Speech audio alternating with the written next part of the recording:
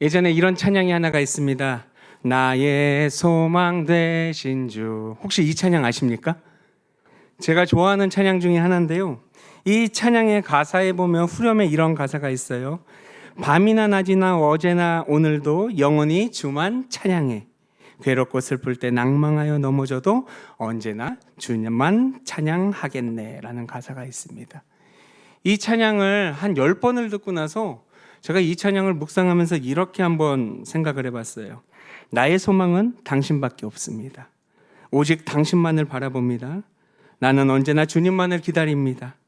내 마음이 괴롭고 슬프고 아플지라도 밤이나 낮이나 모든 시간 주님만을 찬양하고 싶습니다 라는 고백이 나왔어요. 너무나도 멋진 이 찬양의 가사, 어떻게 보면 주님을 향한 아름다운 편지 한 편이 아닐까라는 생각이 듭니다. 이 찬양은요, 일산 기쁨이 있는 교회 찬양 사역자인 이름이 레베카 황이라는, 한국 이름으로는 황정경 사역자의 고백이었어요. 고난 가운데 있는 모든 성도들이 우리의 시선을 유일하신 소망 되시는 하나님께 향하게 하는 믿음의 곡이 되기를 원했던 믿음의 편지였던 것이지요. 근데 이 찬양이 만들어진 계기가 뭐였냐면, 찬양 인도를 하면서 갑자기 가사도 없이 악보도 없이 그냥 부르게 된 찬양이 이 곡이었다는 거예요. 아마 음악적인 소양도 뛰어났겠지만 저는 음악적인 소양이 뛰어난 것보다 하나님께서 주신 은혜가 컸기 때문에 이 아름다운 찬양이 나온 거라고 믿습니다.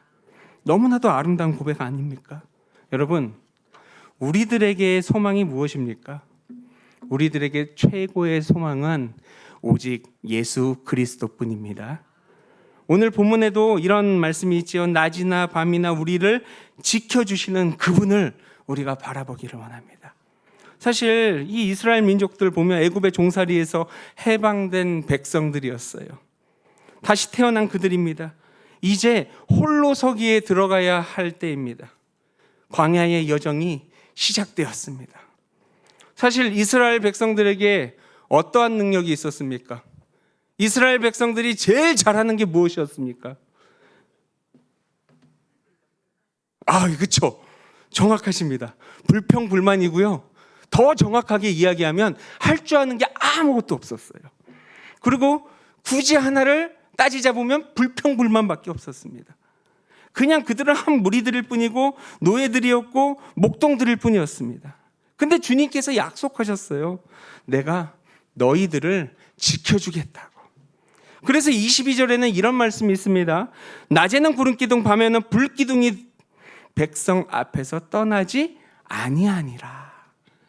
사실 그들의 이런 아름다운 주님의 약속 안에서도 그들의 심적 상태는 어떠했습니까? 그들은 불안했습니다. 그들은 혼란스러웠습니다. 그러나 주님이 친히 말씀하셨잖아요. 그런 가운데서도 내가 너희 백성 앞에서 떠나지 않겠다라는 약속을 하셨어요. 떠나지 아니하니라. 나의 주님은요, 그런 분이세요. 나와 함께 동행하는 분이십니다. 17절과 18절을 보시면 하나님께서 이 백성들을 가나안 땅으로 가기 위해 블레셋이 아닌 홍해 쪽 광야로 인도하십니다. 그리고 17절에 이렇게 이야기합니다. 전쟁을 하게 되면 마음을 돌이켜 애굽으로 돌아갈까라고 이야기를 하죠. 그리고 걱정을 합니다. 이스라엘은 광야로 가야 홍해의 기적을 체험할 수 있고 신의 산 언약을 맺을 수 있기 때문이지요. 그리고 성막을 완성하여 하나님 중심의 예배 공동체가 될 수 있기 때문에 주님이 그쪽으로 가라 한 것입니다. 주님의 방법은요, 우리의 생각과 방법으로 반대로 갈 때가 너무나도 많아요.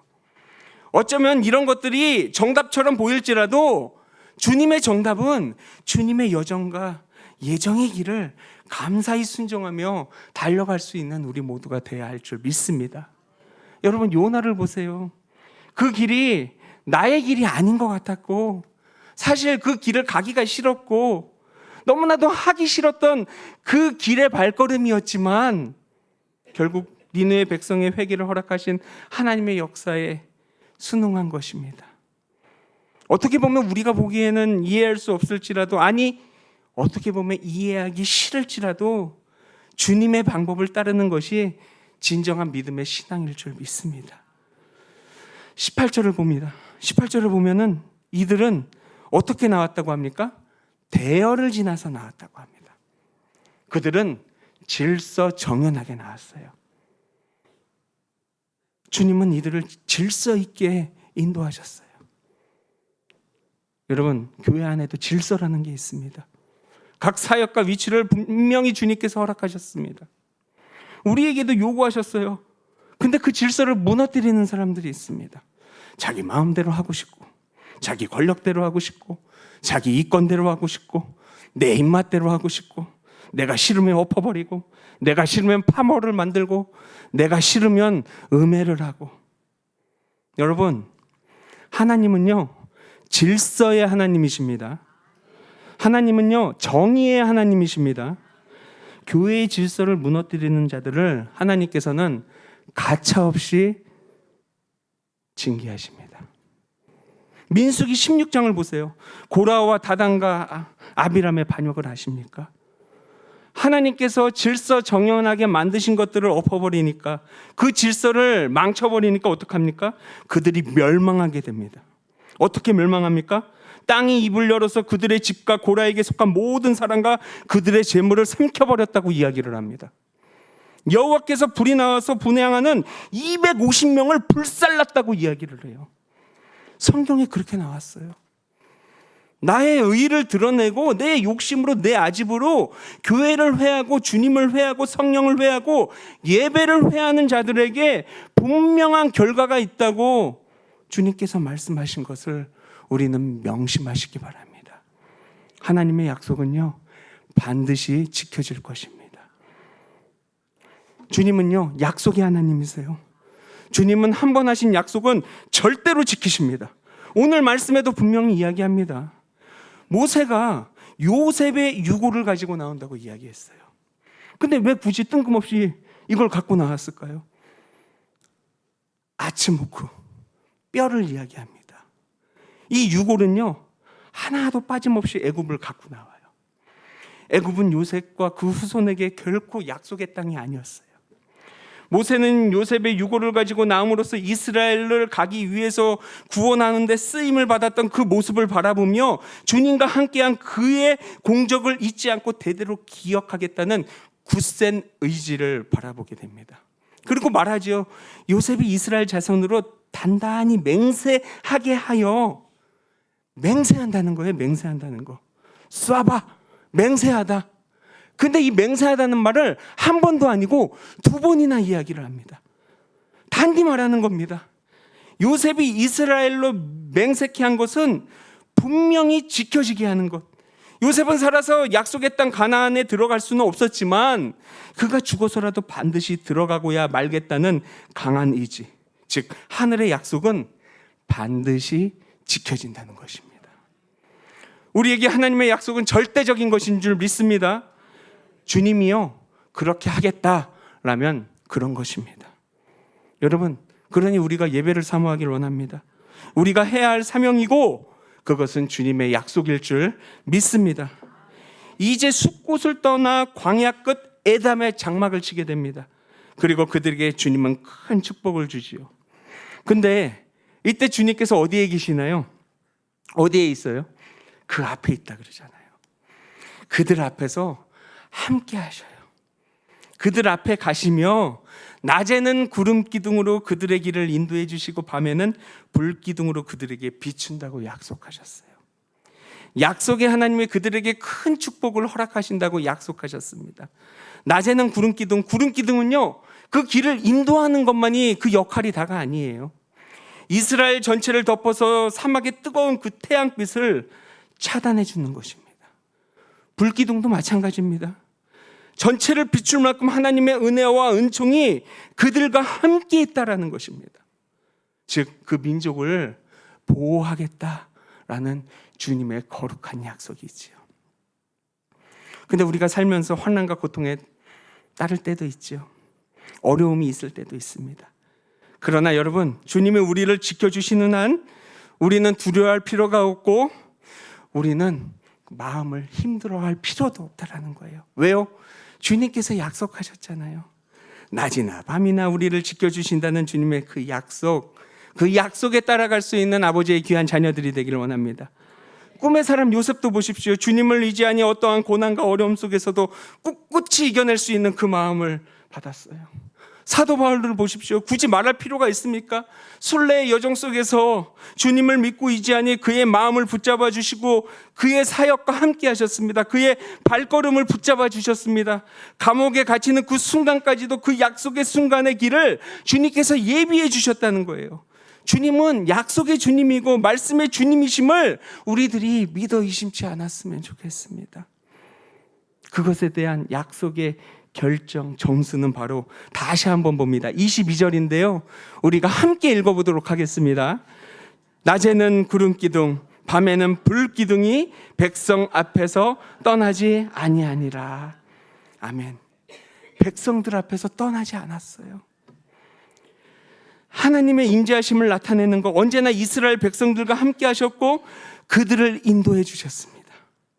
바로가 군대를 이끌고 왔을 때도, 그리고 그 민족들이 배가 고파 쓰러질 때도, 목이 말라 지쳐 쓰러질 때도 주님은 절대로 이스라엘 백성들을 떠나지 않으셨어요. 매 순간 그분이 함께 하셨습니다.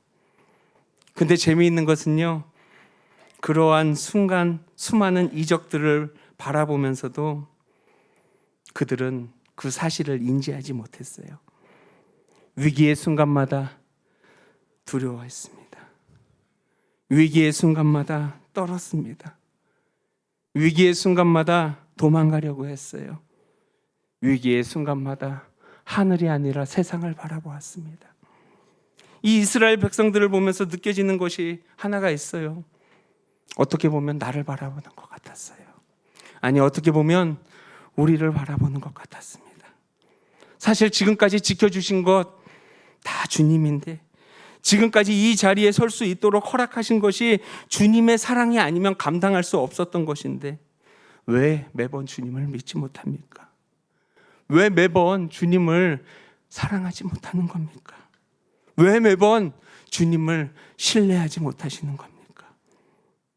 사실 이스라엘 백성들을 보면서 아우성치는 백성들이라고 이야기하잖아요.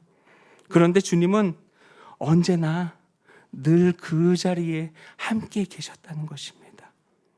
그분이 어디에 계셨냐? 21절에 있습니다. 여호와께서 그들의 어디예요? 앞에서 가셨다고. 앞에 계셨어요. 그들의 가야 할 길을 인도해 주셨어요. 절대적인 지표가 되셨어요. 내 앞에 그분이 딱하니 서 있으시는데 무엇이 걱정인가요? 그러나 그들은 그것을 깨닫지 못했습니다.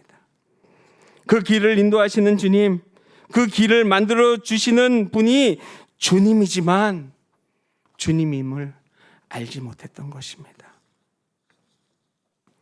우리도 날마다 주님에게 사랑으로 함께하는 주님의 사랑을 입으로는 사랑한다고 이야기하지만 마음은 전심으로 주님을 신뢰하지 못했던 것 같아요.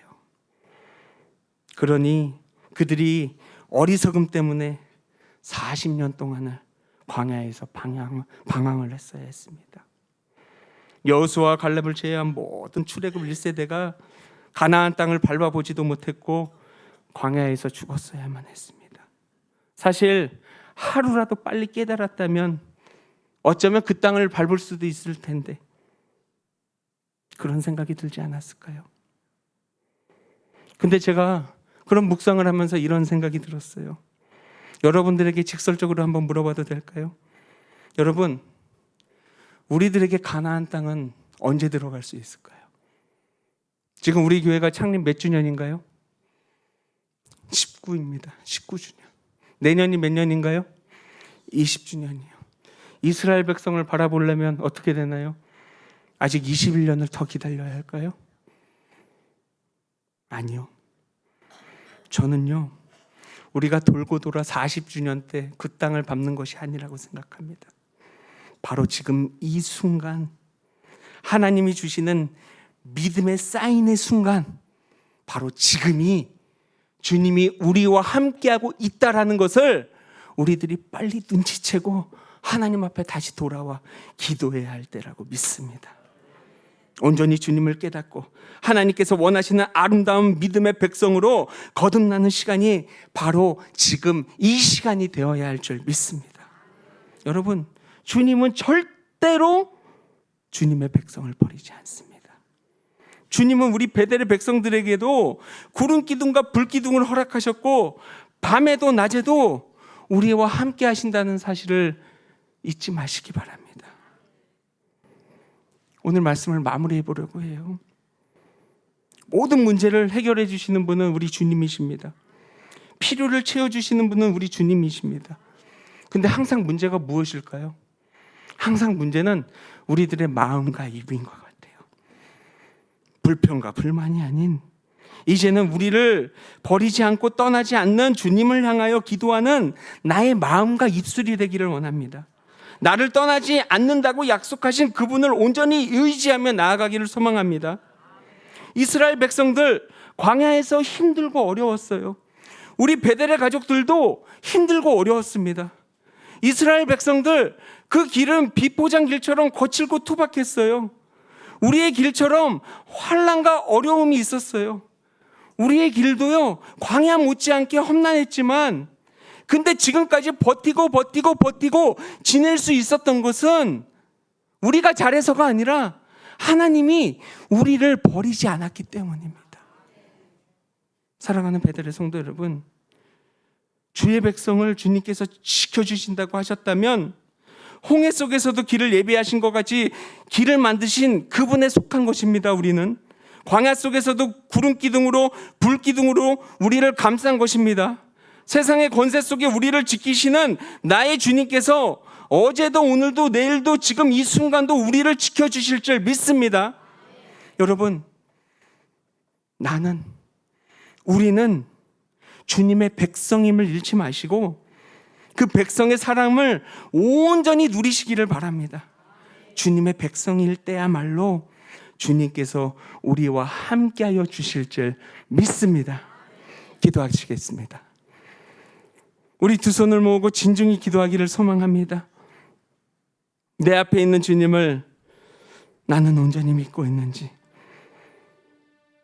내 앞에 있는 주님을 나는 온전히 사모하고 있는지, 주를 향한 사랑이 아직도 변하지는 않았는지 이 시간 마음을 담아 주님의 음성에 귀 기울여 보도록 하겠습니다.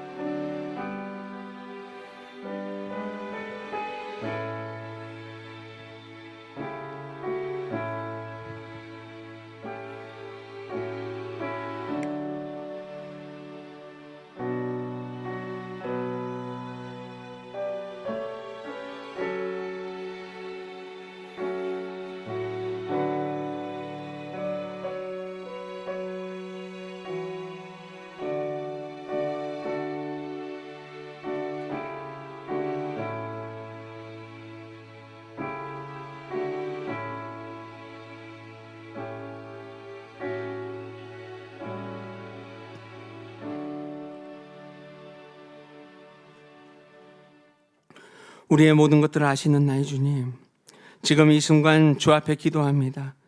지금까지 지내온 것이 우리의 힘과 능력인 줄 알았습니다. 근데 알고 보았더니 주님이 우리와 함께 하셨습니다. 나의 앞에 주님이 계셨습니다. 낮에는 구름 기둥으로, 밤에는 불 기둥으로 우리를 지켜주셨습니다. 사랑의 주님, 앞으로도 우리와 함께 하소서. 나의 갈 길을 주님께서 지켜주소서. 예수 그리스도 이름으로 기도드립니다. 아멘.